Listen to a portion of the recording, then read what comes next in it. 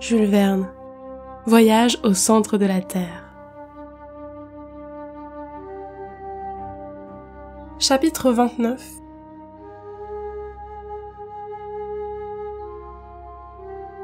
Lorsque je revins à moi, j'étais dans une demi-obscurité, étendue sur d'épaisses couvertures.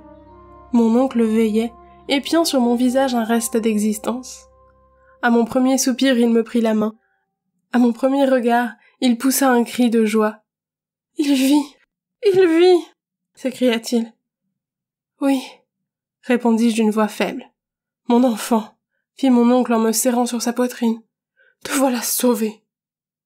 Je fus vivement touché de l'accent dont furent prononcées ces paroles, et plus encore des soins qui les accompagnèrent.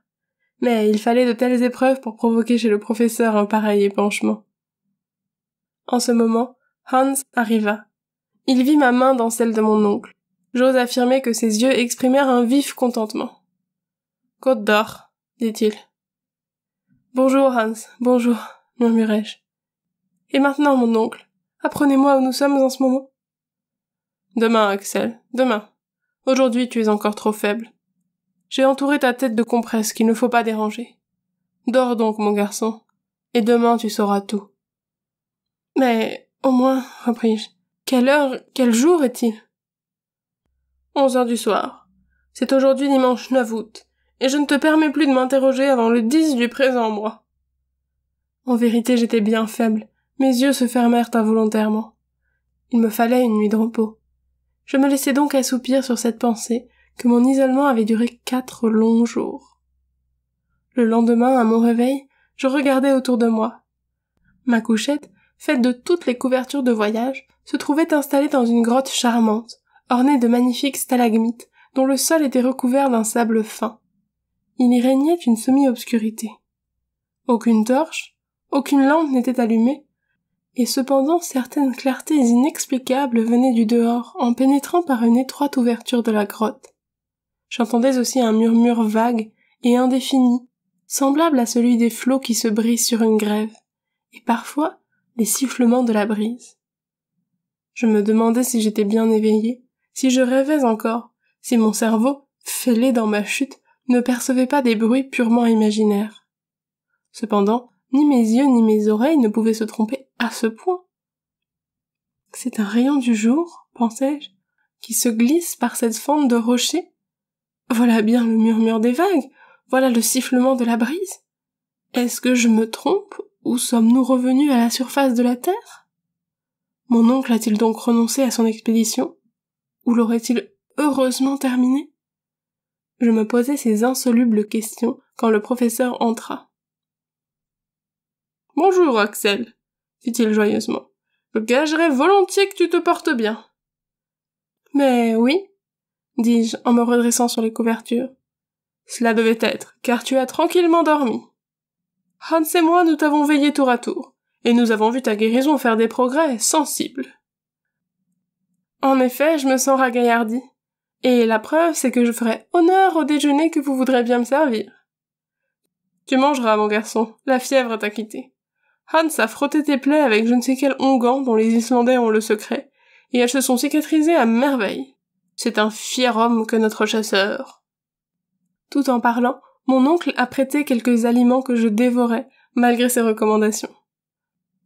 Pendant ce temps, je l'accablai de questions auxquelles il s'empressa de répondre. J'appris alors que ma chute providentielle m'avait précisément amené à l'extrémité d'une galerie presque perpendiculaire. Comme j'étais arrivé au milieu d'un torrent de pierres, dont la moins grosse eût suffi à m'écraser, il fallait en conclure qu'une partie du massif avait glissé avec moi. Cet effrayant véhicule me transporta ainsi jusque dans les bras de mon oncle, où je tombai, sanglant et inanimé. « Véritablement, » me dit-il, « il est étonnant que tu ne te sois pas tué 1000 fois. Mais, pour Dieu, ne nous séparons plus, car nous risquerions de ne plus jamais nous revoir. » Ne nous séparons plus ?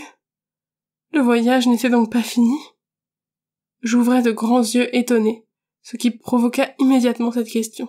« Qu'as-tu donc, Axel ?»« Une demande à vous adresser. Vous dites que me voilà sain et sauf ? » ?»« Sans doute. »« J'ai tous mes membres intacts ? » ?»« Certainement. »« Et ma tête ? » Ta tête, sauf quelques contusions, est parfaitement à sa place sur tes épaules. Eh bien, j'ai peur que mon cerveau ne soit dérangé. Dérangé? Oui. Nous ne sommes pas revenus à la surface du globe? Non, certes. Alors il faut que je sois fou car j'aperçois la lumière du jour, j'entends le bruit du vent qui souffle et de la mer qui se brise. Oh, n'est-ce que cela? M'expliquerez-vous? Je ne t'expliquerai rien, car c'est inexplicable. Mais tu verras et tu comprendras que la science géologique n'a pas encore dit son dernier mot. Sortons donc? M'écriai-je en me levant brusquement. Non, Axel, non. Le grand air pourrait te faire du mal. Le grand air? Oui, le vent est assez violent. Je ne veux pas que tu t'exposes ainsi. Mais je vous assure que je me porte à merveille. Un peu de patience, mon garçon.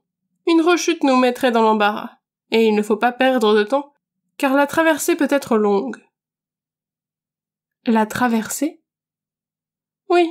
Repose-toi encore aujourd'hui, et nous embarquerons demain. Nous embarquer? Ce dernier mot me fit bondir. Quoi? Nous embarquer? Avions-nous donc un fleuve, un lac, une mer à notre disposition? Un bâtiment était-il mouillé dans quelque port intérieur?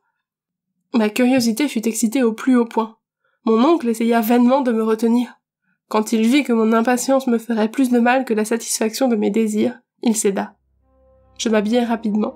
Par surcroît de précaution, je m'enveloppai dans une des couvertures, et je sortis de la grotte.